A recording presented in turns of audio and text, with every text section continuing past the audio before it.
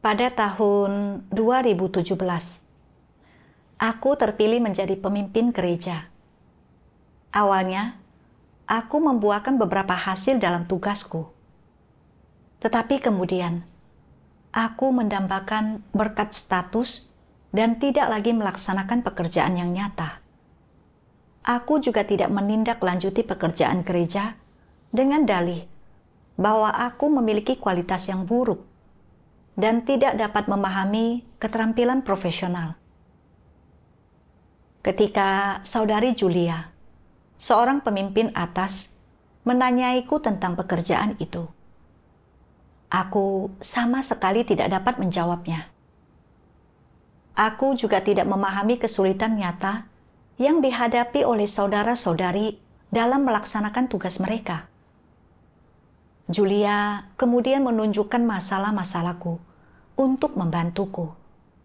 Tetapi aku tidak memperbaikinya.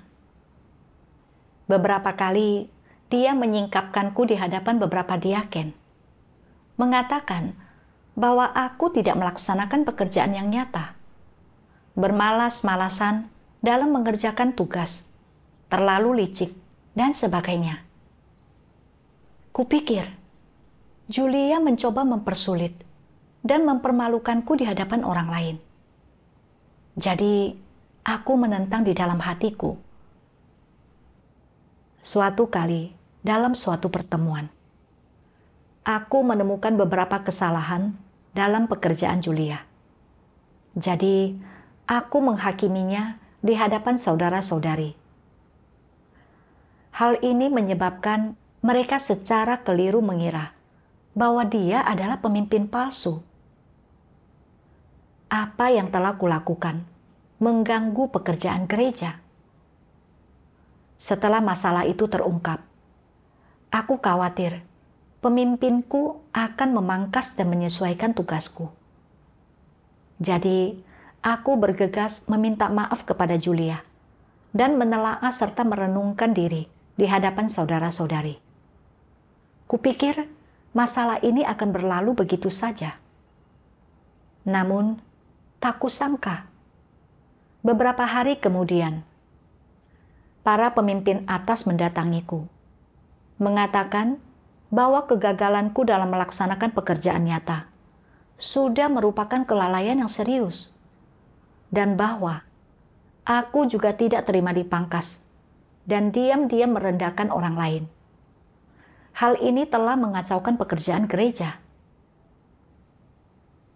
Setelah mendengar hal itu, aku merasa sulit untuk menerimanya dan terus membantah di dalam hati. Bukannya aku tidak mau melaksanakan pekerjaan nyata, tetapi kualitasku terlalu buruk untuk melakukannya. Adapun tentang merendahkan orang lain secara diam-diam, aku sudah mengakui kesalahanku. Aku meminta maaf kepada Julia dan menelaah kerusakanku di depan saudara-saudari. Jadi, mengapa kau masih berpegang teguh pada masalah ini? Waktu itu, tidak peduli bagaimana mereka bersekutu denganku, aku tidak dapat menerimanya. Jadi, berdasarkan keadaanku, salah satu pemimpin membacakan firman Tuhan ini kepadaku. Tuhan Yang Maha Kuasa berfirman, "Mereka di antara saudara-saudari yang selalu menyebarkan kenegatifan adalah kaki tangan iblis dan mereka mengganggu gereja. Orang-orang seperti ini suatu hari kelak harus dikeluarkan dan disingkirkan. Dalam kepercayaan mereka kepada Tuhan, jika orang tidak memiliki hati yang takut akan Tuhan, jika mereka tidak memiliki hati yang tunduk kepada Tuhan, mereka bukan saja tidak akan mampu melakukan pekerjaan apapun baginya, tetapi justru sebaliknya, mereka akan menjadi orang-orang yang mengganggu pekerjaan Tuhan dan yang menentang Dia. Percaya kepada Tuhan, tetapi tidak tunduk ataupun takut akan Dia, dan malah menentang Dia, adalah hal paling memalukan sebagai orang percaya. Apabila orang-orang percaya hanya asal-asalan dan tidak menjaga perkataan dan tingkah laku mereka, sama seperti orang fasik yang tidak percaya, maka mereka bahkan lebih jahat daripada orang tidak percaya. Mereka tipikal setan. Mereka yang menyebarkan omongan beracun dan jahat di dalam gereja, mereka yang menyebarkan rumor, menimbulkan ketidakharmonisan, dan membentuk kelompok-kelompok eksklusif di antara saudara-saudari, mereka haruslah diusir dari gereja. Namun, karena saat ini adalah masa pekerjaan Tuhan yang berbeda, orang-orang ini dibatasi karena mereka sudah pasti akan disingkirkan. Makin ku dengarkan, makin aku merasa takut dalam hati. Setelah mengetahui bahwa menghakimi Julia memang telah menyebabkan gangguan terhadap pekerjaan gereja. Namun, ketika aku mendengar kata-kata seperti kaki tangan iblis, mengganggu gereja, dikeluarkan, dan disingkirkan, aku tidak berani mengakuinya. Karena takut jika aku mengakuinya, bukankah aku akan dihukum sebagai akibatnya? Lalu, bagaimana aku bisa memperoleh keselamatan? Aku tidak mau menerima kenyataan ini.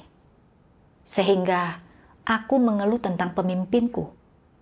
Karena berpikir bahwa dia sengaja menggunakan firman Tuhan untuk menyerang dan menghukumku. Aku menjadi sangat emosional dan berkata, "Kamu sama sekali tidak mempersekutukan kebenaran untuk membantuku memecahkan masalah. Kau hanya menyerangku." Para pemimpin menyadari bahwa aku tidak mengenal diriku sendiri dan terus bersekutu untuk membantuku. Mereka juga bersekutu tentang pengalaman mereka sendiri untuk membimbingku dalam memahami diriku sendiri. Namun, apapun yang mereka katakan, aku tetap tidak memahaminya. Akhirnya, ketika mereka mengetahui bahwa aku tidak melaksanakan pekerjaan nyata sama sekali, bahwa aku juga tidak menerima kebenaran, dan bahkan tidak memiliki sikap bertobat, para pemimpin atas memberhentikanku. Saat itu, tiba-tiba aku menjadi lemas. Aku berpikir tentang bagaimana aku telah menjadi orang yang percaya kepada Tuhan selama lebih dari 10 tahun. Bukan orang yang baru percaya kepada Tuhan selama 2 atau 3 tahun. Kini, pekerjaan Tuhan hampir berakhir. Sudah saatnya untuk menyingkapkan dan menggolongkan orang-orang menurut jenisnya. Pada titik kritis ini, aku diungkapkan sebagai seseorang yang tidak menerima kebenaran. Bukankah ini berarti aku telah disingkirkan? Aku takut bahwa mulai saat ini dan seterusnya akan sia-sia bagiku untuk berusaha lebih keras dalam imanku dan tidak ada masa depan untukku. Aku merasa sangat negatif. Keadaanku memburuk setiap hari. Aku merasa seperti orang tak berguna yang tidak dapat melaksanakan tugas apapun dengan baik. Hatiku dipenuhi dengan ketakutan dan kegelisahan setiap hari karena terus-menerus merasa ditinggalkan oleh Tuhan. Meskipun saudara-saudariku terus bersekutu denganku tentang maksud Tuhan, mendesakku untuk merenungkan diri dan belajar dari kegagalanku, aku dengan keras kepala percaya bahwa aku telah disingkapkan sebagai seseorang yang tidak mengejar kebenaran. Jadi kupikir akan membuang-buang waktu jika mempermasalahkannya lebih jauh. Sejak saat itu, tidak peduli tugas apa yang diberikan gereja kepadaku, aku melakukannya dengan sikap negatif dan pasif. Bersikap asal-asalan dan hanya mencapai sedikit hasil, atau bahkan tidak sama sekali. Akhirnya, berdasarkan prinsip, para pemimpinku menghentikan tugasku dan mengasingkanku untuk merenungkan diri. Saat itu, pikiranku menjadi kosong. Rasanya seperti dijatuhi hukuman mati. Aku menyadari bahwa aku sudah benar-benar tamat. Tanpa tugas, bagaimana mungkin ada harapan bagiku untuk memperoleh keselamatan? Selama hari-hari itu, aku hidup seperti mayat berjalan. Sering merasa bahwa aku dibenci dan ditolak oleh Tuhan. Aku merasa terlalu malu untuk berdoa dan merasa tidak layak untuk membaca firman Tuhan. Waktu itu, ada saudara-saudari yang mendukungku dan membacakan firman Tuhan kepadaku. Namun, aku percaya bahwa firman Tuhan adalah untuk mereka yang mengejar kebenaran, bukan untukku. Jadi aku tidak dapat menerimanya sama sekali. Bukankah Tuhan Yesus berkata, "Jangan berikan barang yang kudus kepada anjing. Jangan lemparkan mutiaramu kepada babi." Bagaimana mungkin Tuhan berbicara kepada orang sepertiku? Selama masa itu, aku merasa takut dan gelisah setiap hari. Jika Tuhan benar-benar telah meninggalkanku, apa gunanya aku hidup? Mungkin aku akan mati karena hukuman suatu hari nanti. Hatiku dipenuhi rasa takut, bergumul dalam siksaan setiap hari. Kemudian, terjadi sesuatu yang sangat menyentuh hatiku. Aku menemukan pekerjaan sebagai pengasuh anak, di mana majikanku menunjukkan kemanusiaan yang baik dan menjagaku dengan baik dalam hidup ini.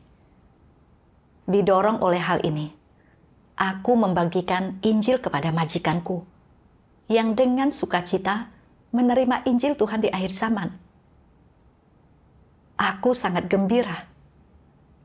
Melalui pengalaman ini, aku menyadari bahwa Tuhan tidak meninggalkanku, tetapi terus menunjukkan belas kasihan dan menyelamatkanku. Diliputi rasa bersalah, aku berseru kepada Tuhan sambil menangis. "Tuhan, aku tidak mau terus bersikap negatif seperti ini. Tolong selamatkan aku." Aku melihat bagian firman Tuhan yang berbunyi, Ketika orang membaca firman Tuhan dan melihat Tuhan mengutuk manusia dalam firman-Nya, mereka memiliki gagasan dan merasakan pergumulan dalam batin mereka. Sebagai contoh, firman Tuhan berkata bahwa engkau tidak menerima kebenaran, sehingga Tuhan tidak menyukaimu atau menerimamu, bahwa engkau adalah pelaku kejahatan, antikristus, bahwa Dia merasa kesal hanya dengan melihatmu, dan Dia tidak menginginkanmu. Orang membaca firman ini dan berpikir, firman ini ditujukan kepadaku. Tuhan telah memutuskan bahwa Dia tidak menginginkanku, dan karena Tuhan telah meninggalkanku, aku juga tidak mau lagi percaya kepada Tuhan. Ada orang-orang yang, ketika membaca firman Tuhan, sering memiliki gagasan dan kesalahpahaman karena Tuhan menyingkapkan keadaan manusia yang rusak dan mengatakan hal-hal tertentu yang menghukum manusia. Mereka menjadi negatif dan lemah, mengira firman Tuhan ditujukan kepada mereka, mengira Tuhan menganggap mereka sudah tidak ada harapan dan tidak akan menyelamatkan mereka. Mereka menjadi negatif sampai menangis dan tidak mau lagi mengikuti Tuhan. Ini sebenarnya adalah kesalahpahaman terhadap Tuhan. Jika engkau tidak memahami makna firman Tuhan, engkau tidak boleh berusaha membatasi Tuhan. Engkau tidak tahu orang macam apa yang Tuhan tinggalkan, atau dalam keadaan apa Dia menganggap orang tidak ada harapan, atau dalam keadaan apa Dia mengesampingkan orang. Ada prinsip dan konteks untuk semua ini. Jika engkau tidak memiliki pemahaman penuh tentang hal-hal mendetail ini, engkau akan sangat mudah menjadi terlalu sensitif dan engkau akan membatasi dirimu berdasarkan satu firman dari Tuhan. Bukankah itu masalah? Ketika Tuhan menghakimi manusia, apa aspek utama dari mereka yang dikutuknya? Yang Tuhan hakimi dan singkapkan adalah watak dan esensi manusia yang rusak. Dia mengutuk watak dan natur iblis dalam diri mereka. Dia mengutuk berbagai perwujudan dan perilaku pemberontakan dan penentangan mereka terhadap Tuhan. Dia mengutuk mereka karena tak mampu tunduk kepada Tuhan, karena selalu menentang Tuhan, dan karena selalu memiliki motivasi dan tujuan mereka sendiri. Tetapi kutukan semacam itu bukan berarti Tuhan telah meninggalkan orang yang memiliki watak iblis dalam diri mereka. Mendengar satu pernyataan yang mengutuk dari Tuhan, engkau berpikir bahwa setelah dikutuk oleh Tuhan, orang telah ditinggalkan Tuhan dan tidak lagi akan diselamatkan, dan karena hal ini engkau menjadi negatif dan menganggap dirimu sudah tidak ada harapan. Ini artinya salah memahami Tuhan. Sebenarnya, Tuhan tidak meninggalkan manusia. Mereka telah salah memahami Tuhan dan mereka menganggap diri mereka sendiri tidak ada harapan. Tidak ada yang lebih mematikan daripada ketika orang menganggap dirinya sendiri tidak ada harapan, sebagaimana digenapi dalam firman dari Perjanjian Lama. Orang bodoh mati karena kekurangan hikmat. Tidak ada perilaku yang lebih bodoh daripada ketika orang menganggap diri mereka sendiri tidak ada harapan. Terkadang engkau membaca firman Tuhan yang tampaknya menentukan orang. Sebenarnya, firman Tuhan tidak menentukan siapapun, tetapi merupakan ungkapan dari maksud dan pendapat Tuhan. Semua ini adalah perkataan kebenaran dan prinsip. Semua ini tidak menentukan siapapun. Firman yang diucapkan oleh Tuhan pada saat marah atau murka juga merepresentasikan watak Tuhan. Firman ini adalah kebenaran dan, terlebih lagi, merupakan prinsip. Orang harus memahami hal ini. Tujuan Tuhan mengatakan hal ini adalah untuk membuat orang memahami kebenaran dan memahami prinsip-prinsipnya. Ini sama sekali tidak bertujuan untuk membatasi siapapun.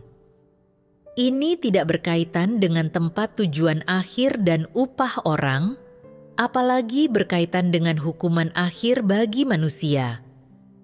Ini hanyalah firman yang diucapkan untuk menghakimi dan memangkas manusia.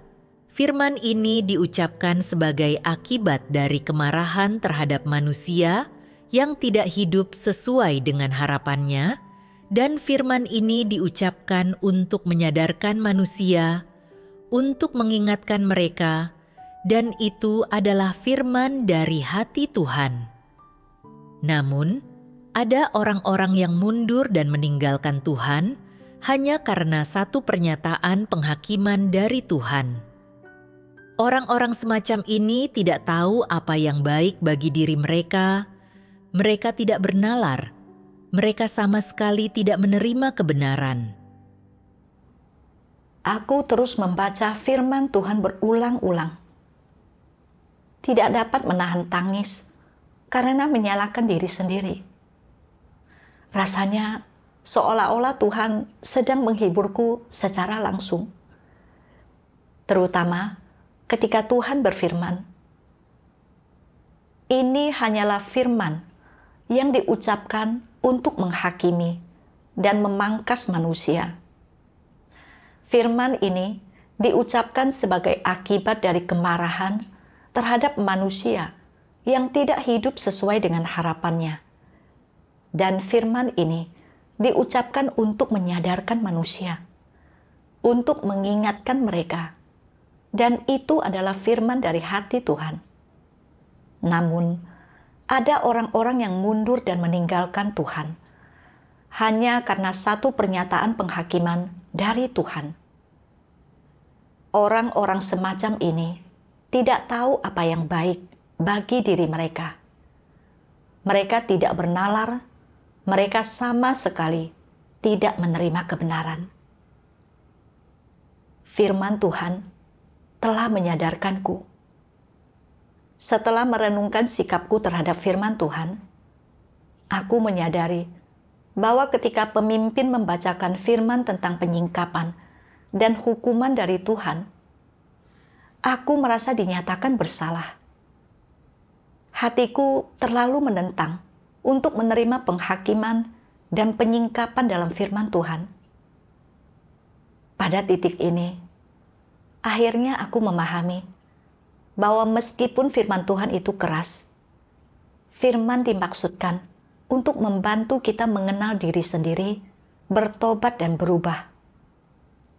Pemimpin menyingkapkanku karena parahnya tindakanku. Tetapi karena watakku yang keras kepala, aku tak mau mengakui fakta itu. Bahkan setelah diberhentikan, aku masih belum sadar. Secara keliru percaya bahwa Tuhan sedang menyingkapkan dan menyingkirkanku. Aku tetap terperangkap dalam keadaan negatif, menyerah pada diri sendiri, dan mengalah pada keputusasaan. Makin aku merenungkan diriku sendiri, makin aku merasa menyesal, membenci sikapku yang keras kepala dan memberontak. Aku menyadari betapa sedikitnya pemahamanku tentang pekerjaan Tuhan. Aku teringat akan firman Tuhan yang berbunyi, melalui apa penyempurnaan Tuhan atas manusia bisa dicapai? Ini dicapai melalui watak benarnya. Watak Tuhan terutama terdiri atas kebenaran, murka, kemegahan, penghakiman, dan kutuk, dan Dia menyempurnakan manusia terutama melalui penghakimannya. Sebagian orang tidak paham dan bertanya, mengapa Tuhan hanya bisa menjadikan manusia sempurna melalui penghakiman dan kutuk? Mereka berkata, jika Tuhan mengutuk manusia, bukankah manusia akan mati? Jika Tuhan menghakimi manusia, bukankah manusia akan terkutuk? Lalu bagaimana ia masih bisa disempurnakan? Demikianlah perkataan orang yang tidak mengenal pekerjaan Tuhan. Yang Tuhan kutuk adalah pemberontakan manusia, dan yang dihakiminya adalah dosa-dosa manusia. Walaupun Dia berbicara dengan keras dan tanpa belas kasihan, Dia menyingkapkan segala sesuatu yang ada di dalam diri manusia, menyingkapkan apa yang hakiki di dalam diri manusia melalui perkataan yang keras ini. Kendati demikian, melalui penghakiman seperti itu, Dia memberi manusia pengetahuan yang mendalam tentang hakikat daging, dan dengan demikian manusia tunduk di hadapan Tuhan. Daging manusia itu milik dosa dan iblis yang memberontak dan merupakan sasaran hajaran Tuhan. Jadi, untuk memungkinkan manusia mengenal dirinya sendiri, firman penghakiman Tuhan harus dijatuhkan atasnya dan berbagai jenis pemurnian harus digunakan. Baru saat itulah pekerjaan Tuhan bisa efektif. Aku telah membaca bagian firman Tuhan ini berkali-kali sebelumnya. Tetapi, mengapa aku masih gagal memahami maksud Tuhan? Pada akhir zaman, pekerjaan Tuhan bertujuan untuk menyucikan dan menyelamatkan umat manusia melalui firman tentang penghakiman dan hajaran. Umat manusia telah begitu dalam dirusak oleh iblis, sehingga tanpa firman Tuhan tentang penghakiman dan penyingkapan, kita tidak akan pernah dapat benar-benar mengenali esensi dan kenyataan tentang kerusakan kita, apalagi mencapai pertobatan dan perubahan sejati. Namun, aku secara keliru percaya bahwa ketika Tuhan menghakimi dan menyingkapkan kita, itu berarti kita dikutuk dan disingkirkan untuk selamanya, yang menyiratkan bahwa kita tidak akan pernah memperoleh kesudahan dan tempat tujuan yang baik. Pemahamanku tidak masuk akal dan keliru. Aku hanya tahu begitu sedikit tentang pekerjaan Tuhan dan maksud tulusnya dalam menyelamatkan umat manusia. Aku teringat akan apa yang pernah Tuhan firmankan sebelumnya. Setiap saat, maksud Tuhan untuk menyelamatkan manusia tidak pernah berubah. Baru hari ini, aku menyadari betapa nyatanya firman itu. Tuhan menyelamatkan umat manusia semaksimal mungkin, dan Dia tidak akan mudah menyerah pada siapapun, kecuali mereka sendiri memilih untuk tak lagi mengejar kebenaran. Aku pun bertanya kepada diriku sendiri dengan jujur, jika Tuhan tidak ingin menyelamatkanku berdasarkan tindakanku, bukankah seharusnya aku sudah disingkirkan olehnya? Jika itu benar, apakah perlu baginya untuk menghakimi dan menyingkapkanku, mengatur keadaan untuk menyingkapkan kerusakanku, dan membimbing serta mencerahkanku untuk merenungkan dan memahami diriku sendiri?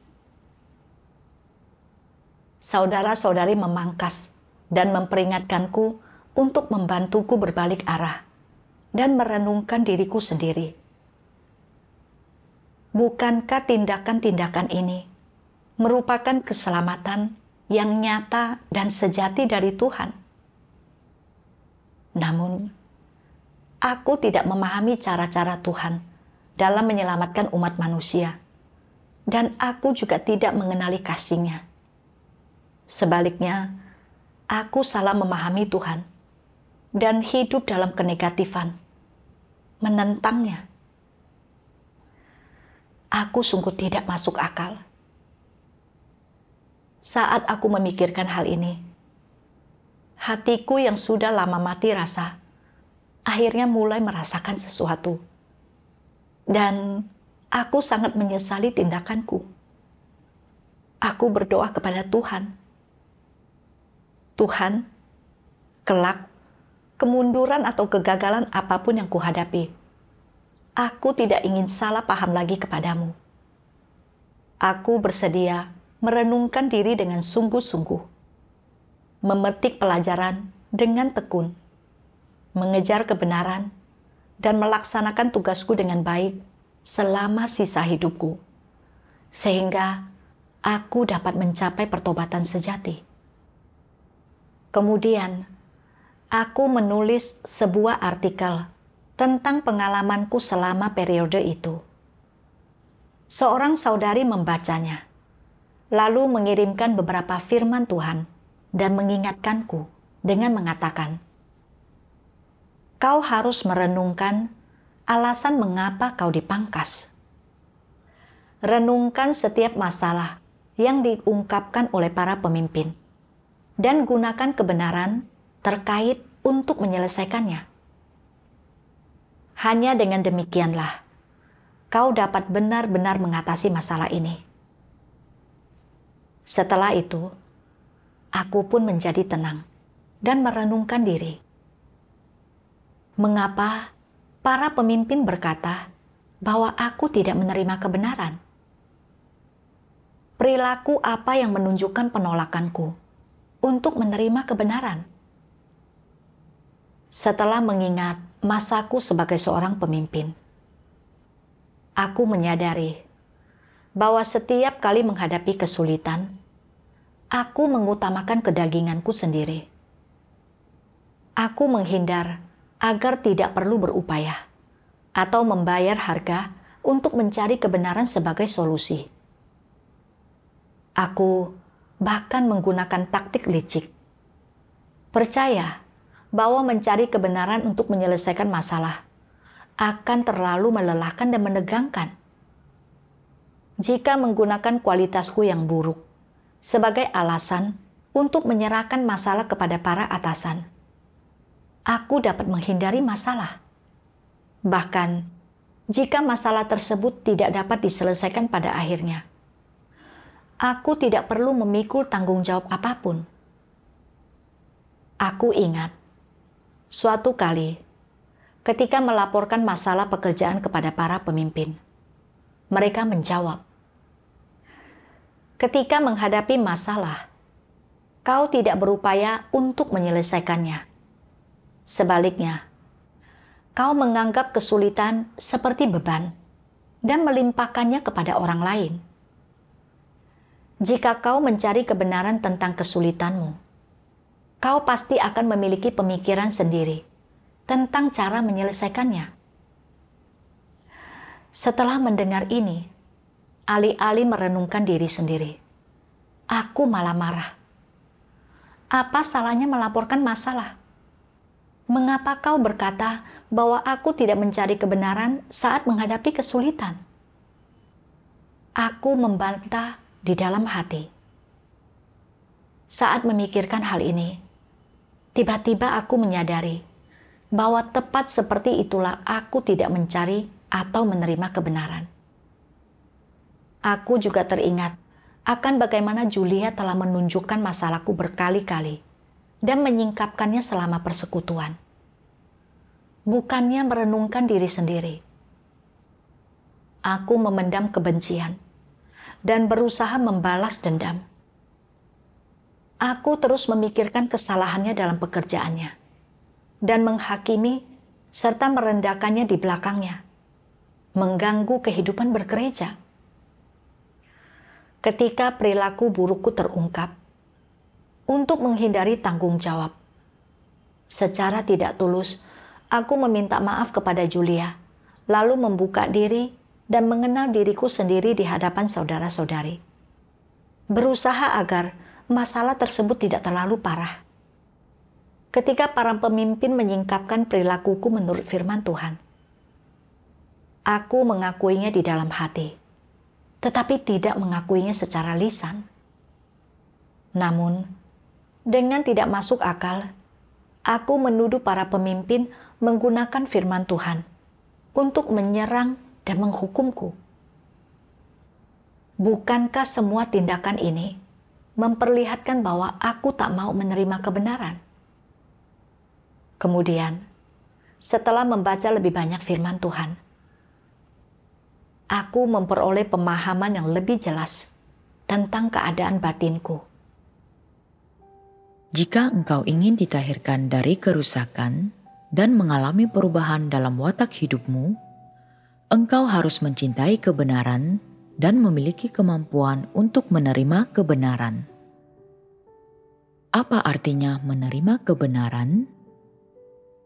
Menerima kebenaran berarti apapun jenis watak rusak yang kau miliki, atau yang manapun dari racun sinaga merah yang sangat besar dari racun iblis yang ada di dalam naturmu, ketika firman Tuhan menyingkapkan hal-hal ini, engkau harus mengakuinya dan tunduk.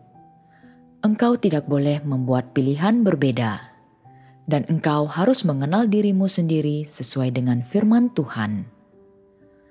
Inilah yang dimaksud dengan mampu menerima firman Tuhan dan menerima kebenaran. Apapun yang Tuhan firmankan, sekeras apapun perkataannya, dan kata-kata apapun yang Dia gunakan, engkau dapat menerimanya selama apa yang Dia katakan adalah kebenaran. Dan engkau dapat mengakuinya selama itu sesuai dengan kenyataan. Engkau dapat tunduk pada firman Tuhan sedalam apapun engkau memahaminya. Dan engkau menerima dan tunduk pada terang yang disingkapkan oleh Roh Kudus dan yang dipersekutukan oleh saudara-saudarimu. Ketika orang semacam itu telah mengejar kebenaran sampai pada titik tertentu, mereka mampu memperoleh kebenaran dan mencapai perubahan dalam watak mereka. Meskipun orang yang tidak mencintai kebenaran memiliki sedikit kemanusiaan, mampu melakukan beberapa perbuatan baik, serta mampu menyangkal dan mengorbankan diri untuk Tuhan, mereka bingung tentang kebenaran dan tidak memperlakukannya dengan serius, sehingga watak hidup mereka tidak pernah berubah. Dari firman Tuhan, aku mulai memahami bahwa bagi seseorang yang menerima kebenaran, sikapnya terhadap firman Tuhan seharusnya adalah mengakui, menerima, dan tunduk tanpa syarat. Terlepas dari apakah firman Tuhan itu keras atau lemah lembut, apakah firman itu melibatkan penghakiman dan penyingkapan atau nasihat dan penghiburan, seseorang harus selalu menerima dan tunduk. Inilah nalar yang seharusnya dimiliki seseorang. Kadang-kadang kita mungkin berjuang untuk mengenali keadaan yang diungkapkan oleh firman Tuhan. Tetapi kita harus mempertahankan sikap menerima dan tunduk. Paling tidak, kita harus percaya bahwa firman Tuhan adalah kebenaran, bahwa pengungkapannya adalah fakta yang menyingkapkan aspek-aspek tersembunyi dari watak kita yang rusak. Dan kita harus berkata amin kepada firman Tuhan. Namun, meskipun aku tahu betul bahwa firman Tuhan sedang mengungkapkan keadaanku yang sebenarnya, aku tidak menerimanya. Dan bahkan secara tidak masuk akal, menuduh bahwa para pemimpin menggunakan firman Tuhan untuk mengutukku dan membuatku bersikap negatif. Aku bukan hanya tidak menerima penghakiman dan pengungkapan firman Tuhan, melainkan juga mengalihkan tanggung jawabku kepada orang lain.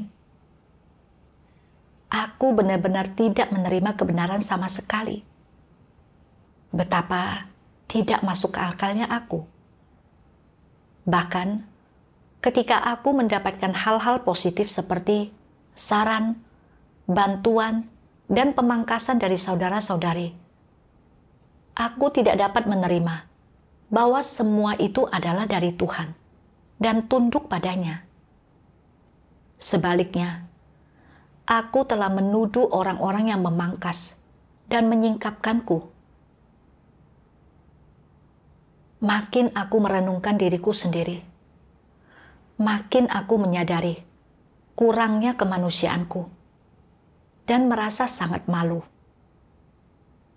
Aku mengakui dari lubuk hatiku bahwa aku bukanlah orang yang menerima kebenaran. Kemudian, aku meninjau kembali firman Tuhan yang telah dibagikan oleh para pemimpin kepadaku, merenungkan dan mendoa bacakannya.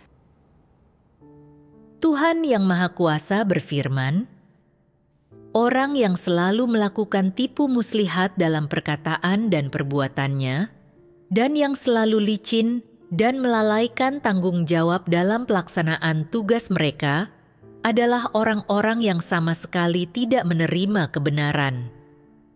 Mereka tidak memiliki pekerjaan Roh Kudus. Mereka seperti hidup dalam rawa, dalam kegelapan.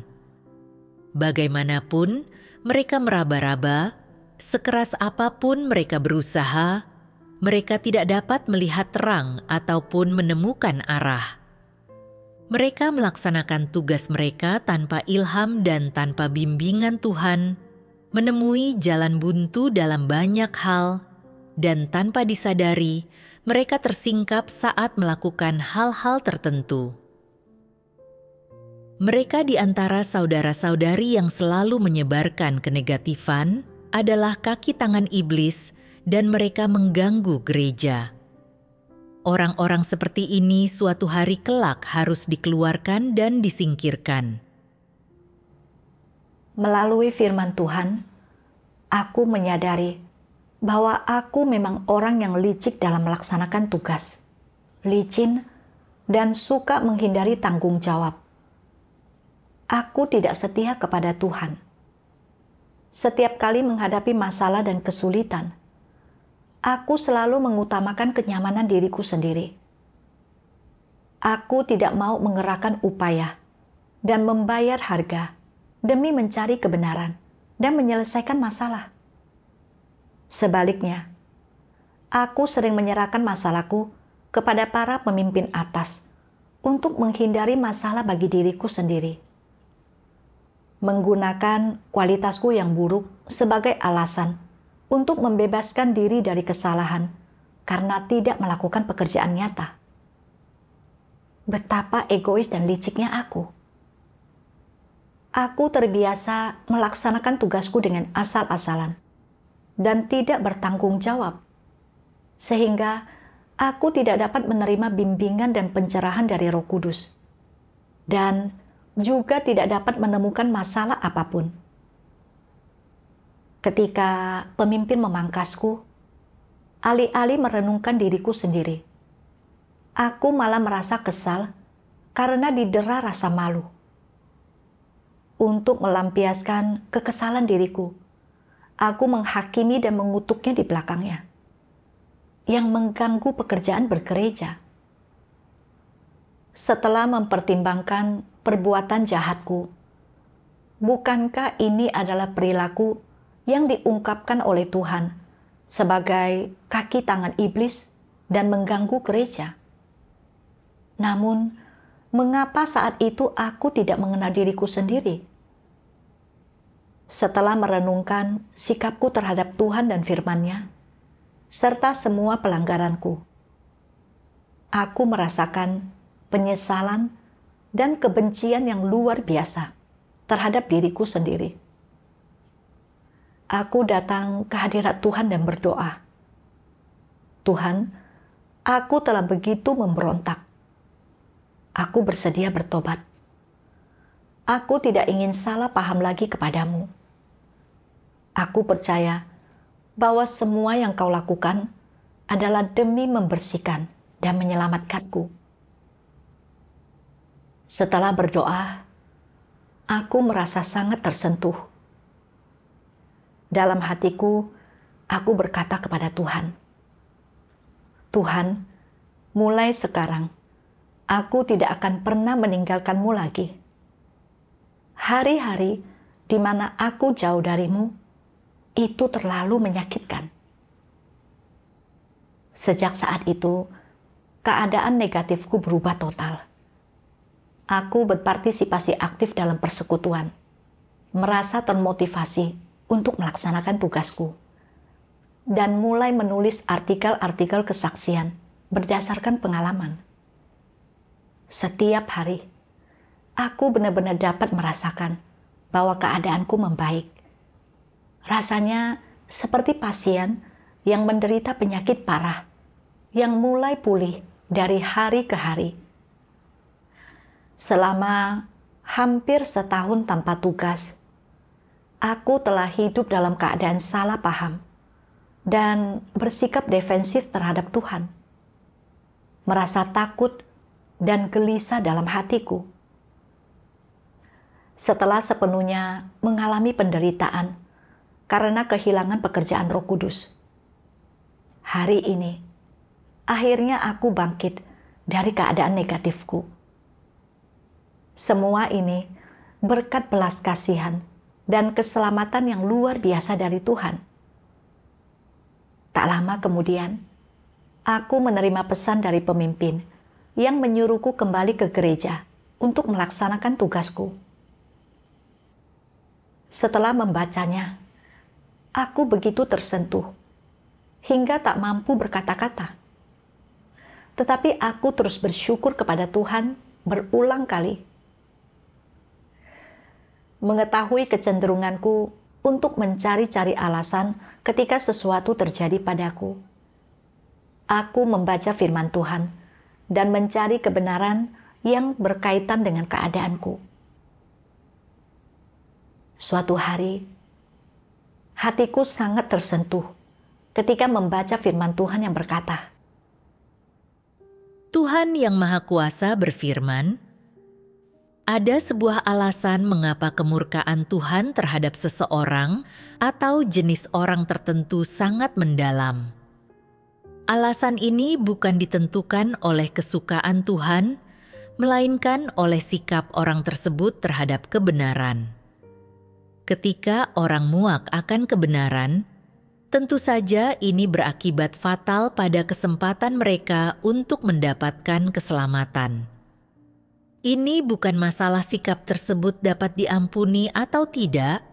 Ini bukan suatu bentuk perilaku atau hal yang tersingkap sekilas pada diri mereka. Ini adalah esensi natur seseorang, dan Tuhan paling muak terhadap orang-orang seperti itu. Jika engkau sesekali memperlihatkan watak rusakmu yang muak akan kebenaran, engkau harus memeriksa, berdasarkan firman Tuhan, apakah perwujudan ini disebabkan oleh sikapmu yang antipati terhadap kebenaran, atau karena kurangnya pemahaman akan kebenaran. Hal ini memerlukan pencarian dan pencerahan serta pertolongan Tuhan. Jika esensi naturmu membuatmu muak akan kebenaran, tidak pernah menerima kebenaran, dan sangat jijik terhadap kebenaran serta memusuhi kebenaran, berarti ada masalah. Engkau pastilah orang jahat dan Tuhan tidak akan menyelamatkanmu. Dari firman Tuhan, aku mulai memahami mengapa Tuhan begitu murka terhadap beberapa orang. Itu karena mereka muak akan kebenaran dan menolaknya. Tuhan adalah pribadi yang mengungkapkan kebenaran. Sikap kita terhadap kebenaran mencerminkan sikap kita terhadap Tuhan. Muak akan kebenaran dan membencinya sama saja dengan berdiri di pihak yang berlawanan dengan Tuhan dan menjadi musuhnya. Orang yang naturnya muak akan kebenaran dan membenci Tuhan pasti tidak akan menerima kebenaran. Bagi orang seperti ini, tidak peduli seberapa sering mereka memperlihatkan watak rusak, atau seberapa sering mereka dipangkas, mereka tidak pernah bertobat. Tidak peduli berapa lama mereka percaya kepada Tuhan, watak rusak mereka tidak pernah berubah. Dan pada akhirnya, mereka pasti akan dibenci, ditolak, dan disingkirkan oleh Tuhan. Sama seperti Paulus, yang naturnya muak dan membenci kebenaran. Dia tidak pernah merenungkan dirinya sendiri. Alhasil, setelah bertahun-tahun bekerja, dia tetap congkak dan egois. Wataknya yang rusak tidak berubah sedikit pun. Sehingga dia akhirnya dikutuk dan dihukum oleh Tuhan. Dalam diri Paulus, aku melihat cerminan diriku sendiri. Aku tidak mengejar kebenaran dan juga tidak terima dipangkas. Apa yang kujalani dan kuperlihatkan adalah watak iblis yang muak akan kebenaran. Alhasil, aku hidup dalam kegelapan, ketakutan, dan penderitaan untuk waktu yang lama, dan dikesampingkan oleh Tuhan. Semua itu adalah akibat dari rasa muakku akan kebenaran. Watak Tuhan memang benar, kudus, dan tidak dapat disinggung. Jika aku tidak pernah menerima kebenaran atau tidak terima dipangkas oleh Tuhan, bagaimana aku bisa dibersihkan dan diselamatkan oleh Tuhan?